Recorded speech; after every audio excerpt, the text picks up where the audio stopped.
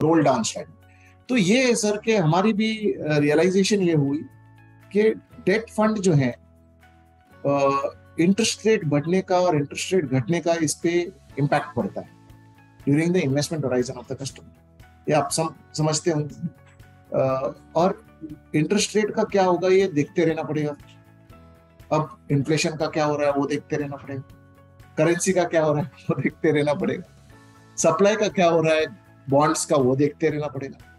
इतने सब चीजों के बीच में आप एक स्ट्रैटेजी लेके बैठो और 4-5 साल तक रुके रहो तो क्या रिटर्न बनेगा वो कोई बता ही नहीं सकता। हो सकता है कि ये, हो सकता है कि वो, बट डेट आप खरीदते क्यों? Why does anybody buy debt into his portfolio?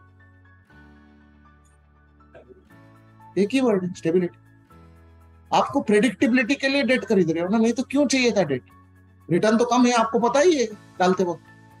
तो स्टेबिलिटी के लिए जो फंड खरीदा उसमें स्टेबिलिटी नहीं है तो क्या मतलब? तो स्टेबिलिटी तो एक ही फंड के अंदर आ सकता है जहां फंड मैनेजर बोल रहा है कि मैं 2027 का बॉन्ड खरीदूंगा और उसके अलावा और कुछ नहीं खरीदूंगा। जैसे वो पिक्चरों में दिखाते हैं ना, गीता पे हाथ रख के सौगंध करता हूं, ऐसे वो लिटरली लिखा है उसने, IDFC government of India 2027 bond fund लिखा है उसने। उसके अलावा और कोई बॉन्ड खरीद ही नहीं सकता और गवर्नमेंट ऑफ इंडिया का ही खरीदेगा।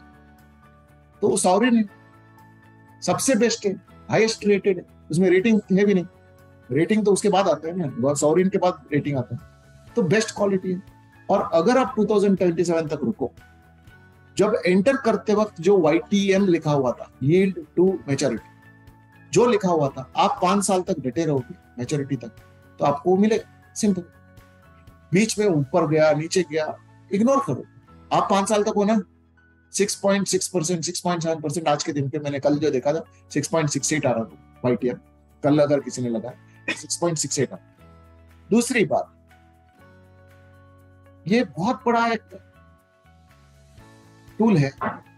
आप मिलते हैं क्लाइंटों को, एफडी करके बैठे, सबके पास एफडी है, इससे बड़ा जुर्म ना कोई नहीं कर सकता। ये बहुत बड़ा चीटिंग हो रहा है इंडिया के अंदर। बैंक जो है 5 साल का एफडी 6.5% पे देता है, 6% पे देता है। बैंक बड़ा कि गवर्नमेंट ऑफ इंडिया बड़ा? तो किसका क्रेडिट रिस्क ज्यादा है, बैंक का या गवर्नमेंट ऑफ इंडिया? बैंक का। Credit risk is higher in banks naturally. But लोग 6.5% पे करोड़ों रुपए, कितने करोड़ एफडी, कितने करोड़ का है? लाख करोड़ से ज्यादा है। 32 लाख करोड़, सॉरी 100 लाख करोड़ से ज्यादा है। 32 लाख करोड़, 33 लाख करोड़ का तो म्यूचुअल फंड इंडस्ट्री है। FD industry 3 times of that. और लोग लाखों करोड़ उसमें लगा के बैठे, और कई सारे उसमें सोचिए 10% भी अगर एफडी में लगे हुए हैं 5 साल, तो हमें उनके साथ एक करके हमें भगवान का पुण्य मिलेगा अगर वो एफडी का पैसा 5 साल का ये बॉन्ड में लगाएंगे। और इसमें कुछ गलत हो ही नहीं सकता, हो ही नहीं सकता, क्योंकि इधर आपको एक तो क्रेडिट रिस्क में 6.5% पे ये मिल जाएगा।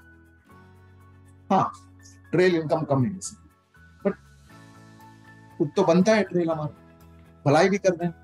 तो एफडी का पैसा निकाल के इधर डाला तो 6.68% का रिटर्न बन रहा है 5 साल में, जो एफडी से ज्यादा है, एफडी से कम रिस्क है।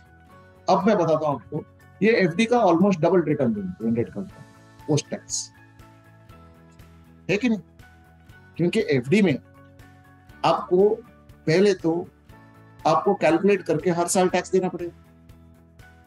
5 साल के बाद इंटरेस्ट आएगा, लेकिन टैक्स तो आपको हर साल देते रहना पड़ेगा। कैश फ्लो तो आपका अभी भी जा रहा है, नंबर 1। नंबर 2, आपका टैक्स कितना है? अगर आप टैक्स स्लैब बचा के आप 10% के टैक्स स्लैब में किसी फैमिली मेंबर के नाम पे लगा सकते हो, but most of the people are paying 33% tax ना एफडी पे। तो 33% का एफडी पे टैक्स देके, सरचार्ज दे डाल के, अगर आपको 6% का एफडी भी मिल रहा है हाथ में, तो आपका आ रहा है 4.5%, 4.2, 4.3%। इधर 4.2, 4.3 भी नहीं आ रहा है, it's coming to 4%, less than 4%।